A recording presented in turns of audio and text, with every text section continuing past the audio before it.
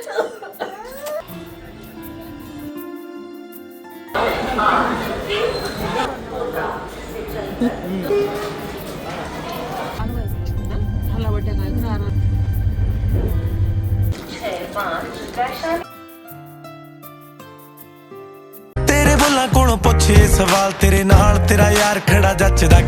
My YouTube family, welcome back to new vlog. कैसे हैं आप सभी? उम्मीद करती हूँ हमेशा की तरह आप सभी बहुत अच्छे होंगे। तो आ गई वो घड़ी जिसका मुझे क्या आप लोगों को भी इंतज़ार नहीं रहता कभी भी।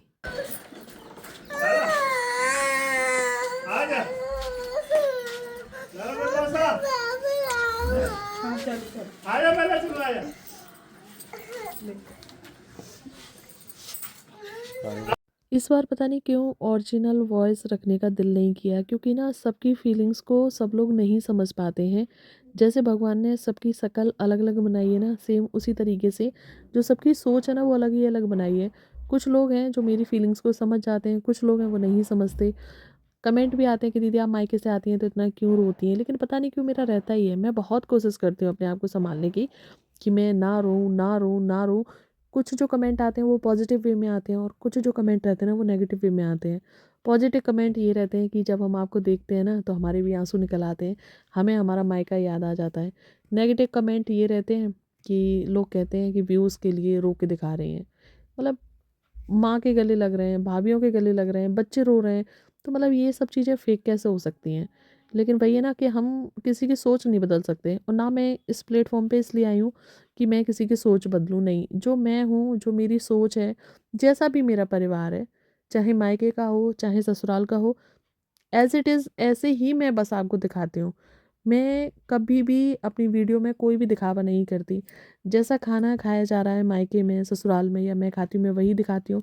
जो मैं पहनती हूँ मैं वही दिखाती हूँ। मतलब मुझे ज़्यादा तामझाम पसंद ही नहीं है। मुझे दिखावे के साथ आगे नहीं बढ़ना है, क्योंकि हो सकता है कि यूट्यूब एक प्लेटफ़ॉर्म दिखावे वाला हो, लेकिन जो मेरी ज़िंदगी है, जिस तरीके से मैं रह रही हूँ, जो मेरी लाइफ़ है, वो कोई दिखावा नहीं है। जैसे मैं रहती हूँ सिर्फ़ वही चीज़ें आप लोगों को मैं दिखाती हूँ। कुछ लोग हैं जो समझ जाते हैं, कुछ लोग हैं वो नहीं समझते। तो चलो ये तो बात रही इस बार ओरिजिनल वॉइस ना डालने की, क्योंकि दिल ही नहीं हुआ। मैंने सोचा कि नहीं, इस बार नहीं डालते हैं, क्योंकि जो ओरिजिनल वॉइस होती है ना फिर उसमें लोग बहुत ज़्यादा अटैच हो जाते हैं। तो बस सभी लोग आ रहे हैं मुझे छोड़ने के लिए। मेरा अटैचमेंट ना मेरे साथ नहीं, मेरी पूरे गली वालों के साथ है। तो सभी लोग मुझे यहाँ तक छोड़ने के लिए आते हैं। आंटी भी आई हैं। आ जा आ जा आ जा। कहाँ लला? मैं अभी आ रही हूँ लौट के। हैं? मैं अभी चलो चलो मैं आ रही हूँ लौट के। मायका छोड़ना हर किसी के लिए, हर एक लड़की के लिए बहुत मुश्किल होता है, बहुत ज़्यादा ही। फिर चाहे उसकी एज कितनी भी हो जाए, लेकिन मायका छोड़ना बहुत ही मुश्किल हो जाता है। तो बीच में मैं इधर आपको बता दे रही हूँ, मुझे इमरती बहुत पसंद है। तो भाई गर्मा गर्म सिक रही थी, तो वही मुझे दे रहा है पैक करके कि साथ में ले जाना। और जब मैं मेरे मायके जाती हूँ ना तो इमरती ख़त्म ही नहीं होती हैं, क्योंकि मुझे बहुत पसंद है। कभी पापा कभी भाई, सभी लोग कोई ना कोई लाते ही रहते हैं। और आज जाम इतना भयंकर है, इतना भयंकर जाम है कि क्या ही बताएं। बड़ी मुश्किल से हम लोग पहुँचे हैं, और मुझे लगता है कि शायद मेरी जो ट्रेन है ना वो छूट जाती, क्योंकि आज जो मेरी ट्रेन है ना वो लेट हो गई थी आधे घंटा। अगर मैं इस जाम में फंस जाती ना तो वो छूट ही जाती, क्योंकि ट्रेन थी 6:30 की और हम लोग पहुँचे ही वहाँ 7 बजे थे। और जो हमारी ट्रेन की टाइमिंग हो गई थी ना वो 7:15 हो गई थी।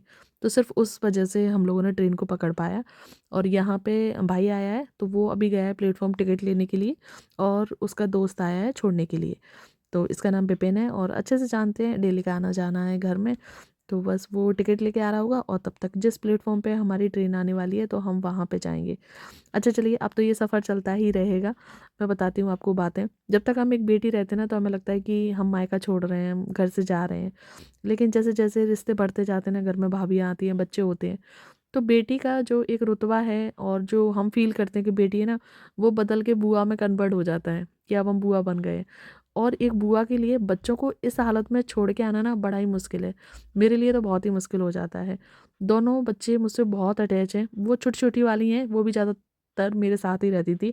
लेकिन ये जो बड़े-बड़े बच्चे हैं ना, सिवाय और पीहू, ये दोनों बहुत अटैच हो गए थे। जब से भाभी के 2 हुए हैं ट्विंस, तब से वो जो बेटी है ना बड़ी वाली पीहू, वो तो मेरे साथ ही रहती थी हर टाइम। मैं मुरैना भी गई थी तब भी मेरे साथ ही गई। क्या करें, लेकिन जाना तो है ही। सभी लोगों ने विदा दे दी थी और अब यहाँ पे विदा बची हुई थी छोटे वाले भाई की। भगवान की कृपा से कमाने लगा है, तो बस इसने भी विदा दी।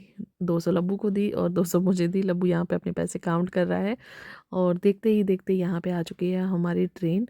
तो बस अब हम ट्रेन में बैठेंगे और जाएंगे उस जगह जहाँ के व्लॉग आप लोगों को भी देखना पसंद नहीं है, लेकिन वहाँ पे जाना मेरी मजबूरी है।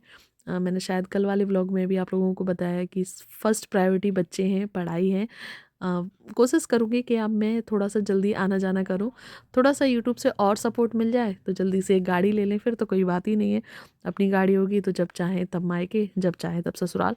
स्थिति सही होगी, ऐसा नहीं है कि अभी परेशानी है, लेकिन चीज़ें अपने समय से ही मिलती हैं। आप कितनी भी कोशिश कर लो, कितना भी आप उनके पीछे भाग लो, कुछ नहीं मिलने वाला। लेकिन मुझे जो सबसे अच्छा सफ़र लगता है ना, अकॉर्डिंग टू फोर व्हीलर या कुछ भी बस वगैरह, सबसे अच्छा मुझे सफ़र लगता है ट्रेन का। बस टिकट एसी की होनी चाहिए। मैं जनरल डिब्बे में सफ़र नहीं कर सकती कभी भी। एक बार चांस पड़ा था कि हमारी जो टिकट है ना वो कंफर्म नहीं हो पाई थी, तो हमें लखनऊ से कानपुर आना था। तो मैं इनसे ये कह रही थी कि भाई साहब, मैं कहीं नहीं जाऊँगी, मतलब अगर मेरे पास पैसे होंगे तो फिर मैं एसी के डिब्बे की टिकट करवाऊँगी, कहीं जाऊँगी, वरना कोई बात नहीं है, मैं जाऊँगी नहीं, कैंसिल कर दूँगी, क्योंकि जनरल डिब्बे में मुझसे नहीं बैठा जाता। हमेशा जो मेरी टिकट रहती है ना, तो वो एसी की ही पतिदेव करते हैं। उस साइड से वंदे भारत से आई थी। तो बस दोनों भाइयों ने आशीर्वाद लिया और उसके बाद अब ये जाने लगे हैं। और ट्रेन तो टाइम पे थी, मतलब लेट हो गई थी, लेकिन जैसे ही हम लोग ट्रेन में बैठे ना, फिर उसके बाद तुरंत ही ट्रेन छूट गई थी और हम लोग यहाँ पे टाटा बाय बाय कर रहे हैं आगरा किला को। एक समय था कि हर रोज़ बिजली घर आना जाना रहता था, क्योंकि पढ़ाई थी। और आज महीने, 2 महीने, 4 महीने, 6 महीने, 1 साल कब गुजर जाती है, तब जाके इस बोर्ड के दर्शन होते हैं या फिर बिजली घर के दर्शन होते हैं। लब्बू ने यहाँ पे निकाल लिया है ये जो मामू ने उसके दिलवाए थे, और उसके बाद सीट खाली थी हमारे बगल वाली। तो बस लब्बू को इधर लिटा दिया है। लब्बू आराम से लेटा है। थोड़ी देर के लिए उसे फ़ोन दिया, क्योंकि वो भी बोर हो रहा था, क्योंकि अक्सर ये भाई के साथ आता है, इस बार भाई नहीं है। तो मैंने सोचा कि चलो थोड़ी देर के लिए चला लो। उसके बाद मैं भी लेट गई थी इधर। बार बार सारी चीज़ें याद आ रही हैं, मम्मी याद आ रही हैं, भाभी याद आ रही हैं, बच्चे याद आ रहे हैं, और बस ये लग रहा है कि ये ट्रेन ख़राब हो जाए और यहीं रुक जाए और मैं फिर दोबारा से मायके चली जाऊँ। लेकिन ऐसा होता नहीं है।